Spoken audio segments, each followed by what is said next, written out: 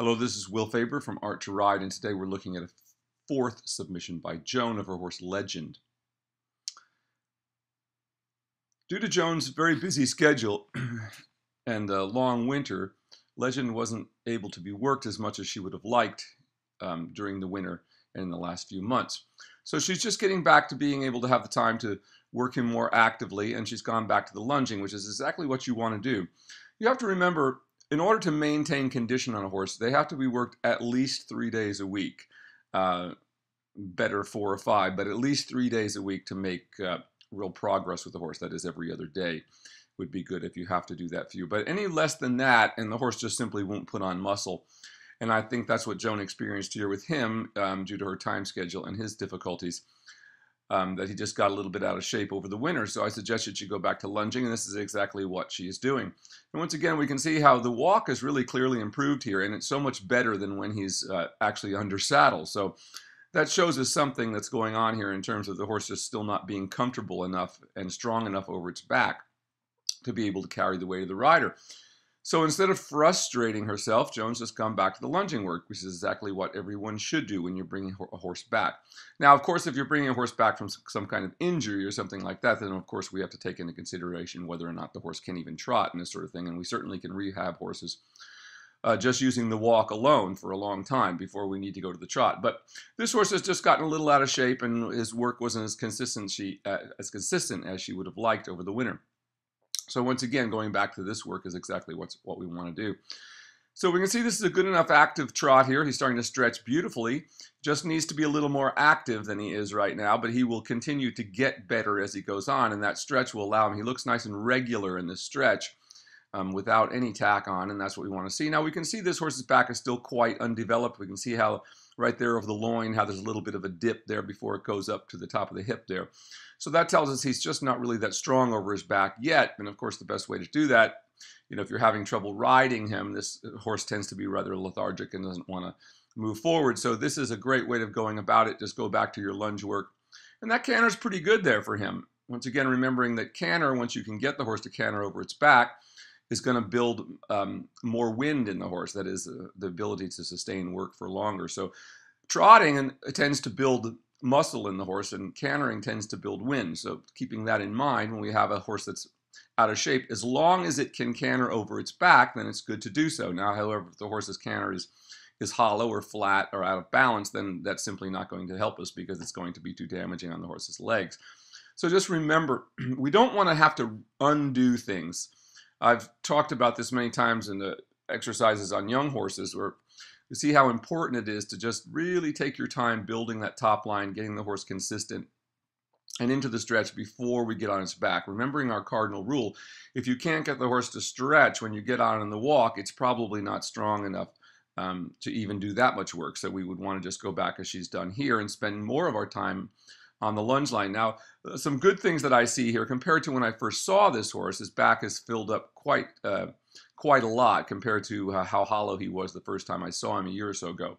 So this is much improved. And once again, this is the way to do it, getting back into regular work, doing more of the work on the lunge line without the weight on the horse's back, so the horse can really get stretching and develop over its top line before we put the weight on. Once again, the biggest mistake that we see people making is just assuming that because horses are big animals that they're strong enough to carry us.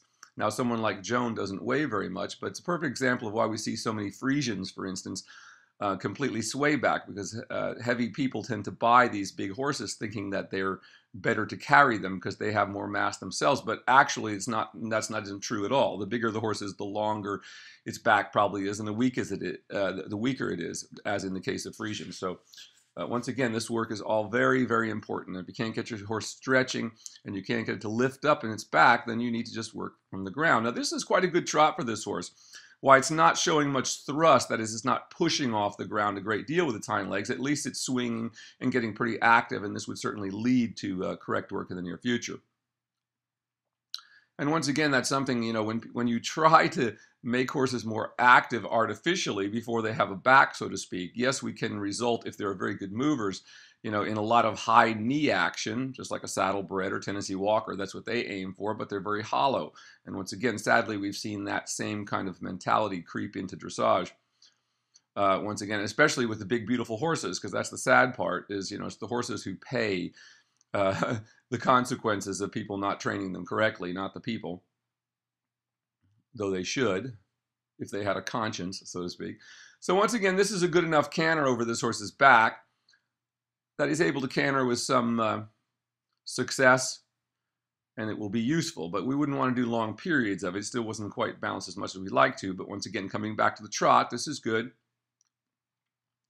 And it's more active than the last videotape that I saw him. So this is good, and this is where we want to work him. So, you don't feel like you have to get on a horse every day. That's also one of the big misconceptions. Every trainer in America seems to think you got to ride every horse every day, and you got to ride it and walk, trot, and canter every day, or you haven't done the job. Well, unfortunately, nothing could be further from the truth. There's just a lot of times we shouldn't even be on the backs of horses, for instance, when they're too weak to carry us. Once again, making that our criteria for whether or not we can work a horse successfully mounted. And that's whether the horse can get its back up underneath it. If we can't, it's really not going to help the horse at all. And it usually has just the opposite effect of making the back go down more and the horse becoming sore. But that was a good work in the trot there and the canter on the lunge line, and exactly what we'd like to see this horse doing. And I think it can even do more of that and over a more length of time, so to speak. I'd like to see him get in that stretch and stay there consistently for 5 minutes at a time, where he just stays in the same frame. That's what we're looking for in these young horses. Then we get on and ride them. They're easy to ride because they're doing what we're at. They have the strength to do what we're asking them to do. When you have horses, we had a young horse, previous video to this one, the girl talked about it was difficult, steering the horse. Well, of course it's difficult steering because the horse isn't over its back. Once the horse gets over its back and lifts that back, then the horse can bend from side to side, and we find that steering becomes very easy, which is something you really can't force. I mean, we see people then, go to bigger bits and all kinds of, draw rein things and Vienna reins, and which are all just the same thing. They're just methods of pulling the horse's head down. And once you understand that pulling the horse's head down doesn't really do you any good, in fact, has the opposite consequence. We want to show the horse how to put its head down so it reaches and it starts wanting to carry itself in that position, because the horse will want to make itself more comfortable in the work. And once it understands that, that's the point of classical work, is we're not asking the horse once again to do things it cannot do. So that was a really good leg yield there. The rhythm is a little bit slow, but it was really quite good and nice and consistent, evenly moving over to the side and leading slightly with the shoulders. So that was really good. So every time you come back to the walk like here, that's just exactly what you'd want to do, is get the horse stretching deeper again, reestablish that contact. But this is a much better walk. So that was really good. I would like to have seen more of that in that trot work, in that walk work rather. And you can certainly spend a lot more time doing that. And once again, getting into the trot. Now this is much better than the last videotape of the horse. This horse is stretching deeper, and because of the lunge work, is a little more active, and that's exactly what we want to see. So before we'd want to bring the pole very high in this horse, we'd want to see that there's more thrust off the ground. So we really want to be developing that thrust where the horse can really lift, which this horse is still pretty flat-footed, as you can see here. Now that happens all by itself. Once again, people think, oh, I'm going to pull the head up, and they think they can make the front leg snap, but it's the back end that's important. So everything is relative. Everything in front is just simply relative to how correct the back end is working. And once again, that issue of horses having different natural frames, that is their conformation. This horse, even for the type of horse he is, has a neck that comes pretty straight out of the body. A lot of the horses like Lusitanos and Andalusian, this thing have a more sloping shoulder and a higher neck position. That is, the neck comes more straight up out of the body, out of a big sloping shoulder. This horse does not have that, so he's never going to have a really high neck set. Once again, that's the big thing to take away, is all horses, if they have the ability to flex their hocks, and there are some that are so straight behind that they simply don't, and those are the horses that are never good candidates for much more than going on a trail ride. But that's okay, to each their own. I've seen many people try to frustrate themselves, making horses into something that they're never going to be. So, the right horse for the right job, so to speak, and the right horse for your expectations. However, now this horse does move well enough to ultimately develop collection, has enough flexion in its hocks. So once again, remember, all horses that have enough ability to flex their hocks and get over their backs can ultimately learn to collect which once again, remember, is the lowering and the maintaining of that lowering of the hind legs, which gives just more thrust. That's what begins to lift the forehand off the ground. Another good leg yield there, very nice in rhythm. I think you could send it on just a little bit more than you're doing here, but this is not bad. I like to see just a little bit more swinging Trot, but it's getting better every time I see him. And once again, I like how you're using the reins there. You're just letting your hands go wide when you need to keep contact. And once again, that's exactly what we want to do. That's schooling riding. Now, once again, remember, all of you, because you're going to have people when you're doing this work are going to criticize what you're doing and say, oh, you've got to have your hands up and together. Well, that's how they should be if you're going into a show. And you certainly shouldn't be thinking about wasting your money going to horse shows on horses that are, simply too inexperienced to do well there. It's simply not going to do you any good, your psyche, nor is it going to do the horses any. So wait until the horses are really ready to go. I mean, my view for showing, I love showing, but I only like to show when the horses are moving correct, and I will never make any compromises in the horse's training in order to show. In other words, another good leg yield there. That was really nice, and a good consistent rhythm and good position of the head and neck.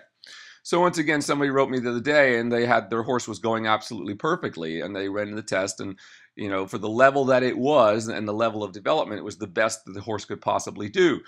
But the trainer told her, oh, it needs to be higher. So what a lot of people would do is in the same day, they'd come in the next class and try to make the judge happy by pulling the pole higher, only to find that now we have no movement and the score gets worse. So remember that about dressage judges. A lot of them these days, even at the lower levels, expect horses to look like they're going Grand Prix. And we just simply have to ignore those judges and try to avoid them when possible. Good shoulder in there, another really nice rhythm. This is so much better than the last clip I saw of this horse. He was really kind of dragging his hind legs along and just really wasn't moving forward enough. But this is so much better. By going back to the trot work on the lunge line, they've been able to get him more forward and swinging. And now we have a trot under saddle that would actually do the horse some good. You can see how he kind of stumbled there a little bit. Once again, that you could say, well, the horse is on the forehand. Well, of course the horse is on the forehand. It's a green, untrained horse, undeveloped horse. It's going to be on the forehand, yes, but it's not as on the forehand as it would be if you pulled the head and neck up into the air and hollowed its back. It would be a lot more on the forehand, even if it brought its front legs higher. Once again, learning to understand that a horse raising its knees is not collection. That's just a horse in a shortened frame. In real collection, the horse actually lowers the hind legs and thrusts its body up into the air. So the entire forehand is lifted, not just the knees. Once again, real collection versus phony collection.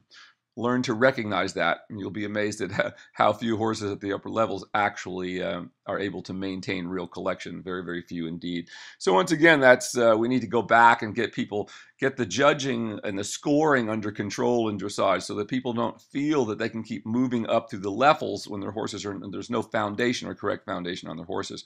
Which, of course, once again, the person may win some ribbons along the way, but it's ultimately the horse that's going to suffer for that. But this has been really good. This working trot has been much better than the last trot that I saw, much more forward. Now he could stretch down a little bit more here, and you can see the effect of that, for developing your eye. Always watch what the effect is having on the hind leg. You can see as he came up there, the hind leg got shorter, and he started to just kind of short track.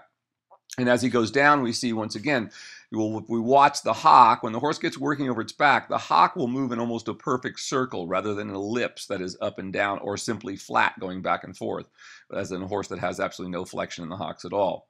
But this is getting back to a pretty good working trot here. Still needs to be a little bit lower than he is right there. And you can see how when he comes up to that position, how it slows. And even that turn that you made right there for this horse was difficult.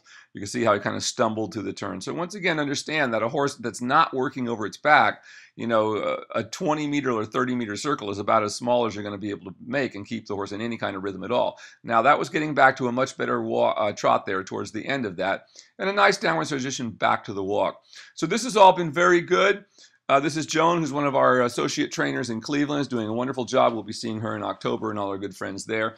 Great job on this horse. He looks much better than the last time I saw him, much more swinging over his back. Good call to go back to the lunge line. Great work, and look forward to seeing you next time, and soon in Cleveland.